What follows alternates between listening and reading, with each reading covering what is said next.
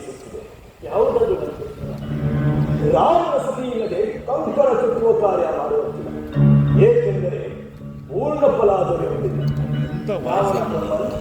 ರಾಮನ ಸತಿ ಸೀತೆ ಈಗ ಲಂಕಾಧಿಪತಿ ರಾವಣನ ವಶವರ್ತಿ ಅಲ್ಲವೇ?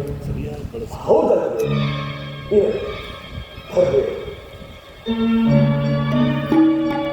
ಈ ಧರ್ಮೆಯಲ್ಲಿ ಸೀತೆಯ ಪ್ರಾಣ ಪ್ರತಿಷ್ಠಾಪನೆ ಮಾಡಿದ ಆಗ ಪೂರ್ಣ ಫಲ ದೊರೆಯುವುದು.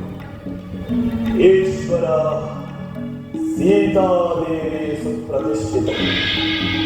ಸುಪ್ರತಿಷ್ಠಿತ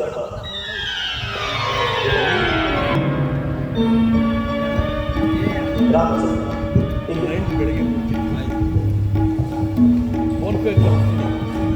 ಇಂದು ಮುಂಬರುವ ಧರ್ಮ ದಿಗ್ಗಜಕ್ಕಾಗಿ ಕಂಕಣ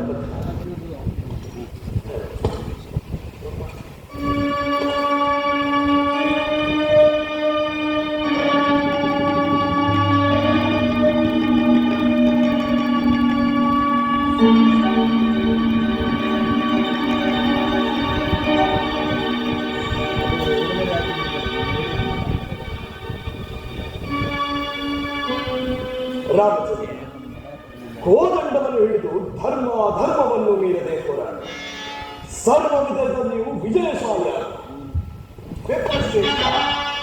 ನಮ್ಮ ಆತ್ಮವನ್ನು ಅಂಗೀಕರಿಸಿ ಆಧರಿಸಿ ಆಗಮನವಾಗಿ ಕಾರ್ಯ ಮಾಡಿ ನಮ್ಮನ್ನು ಆಶೀರ್ವದಿಸಿದ್ದಕ್ಕಾಗಿ ನಿಮಗೆ ಅನಂತ ವಂದನೆ. ಶುಭಮಸ್ತು.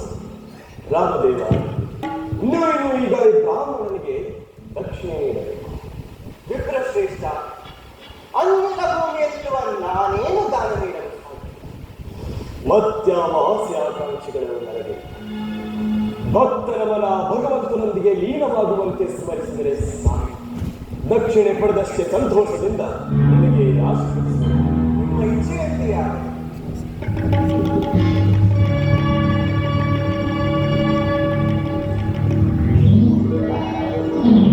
ವಿಜಯೀ ಭವ ರಾಮಚಂದ್ರ, ವಿಜಯೀ ಭವ. ಜಯ ಜಯ ಮಾತೆ, ಜಯ ಜಯ ಶಕ್ತಿ. ನಮಸ್ತೆ ನಮಸ್ತೆ ನಮಸ್ತೆ ನಮಃ. ತಾತ, ನಿಮ್ಮಿಷ್ಟದಂತೆಯೇ ಯುದ್ಧದಂಕಣ ತೊಟ್ಟಿದ್ದಾರೆ.